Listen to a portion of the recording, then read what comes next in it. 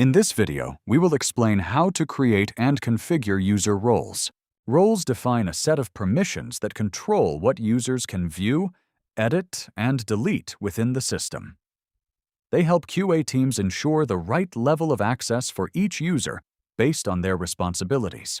To view permissions for a specific role, click the role name in the left panel. In the right panel, you can view and modify permissions for each application area. To create a new user role, click the New button at the top of the Roles page. Enter the role name in the text field. In this example, we will create QA Lead role. Select Save to store the new role. The new role has been successfully created. To view and edit permissions for a newly created role, click the role name in the left panel. On the right side, you can configure View, Edit, and Delete permissions for each application area. Apply your changes by clicking Save button. Roles ensure every team member has the right level of access to perform their tasks effectively. Set up roles to keep your testing process organized, secure, and easy to manage. Thank you for watching.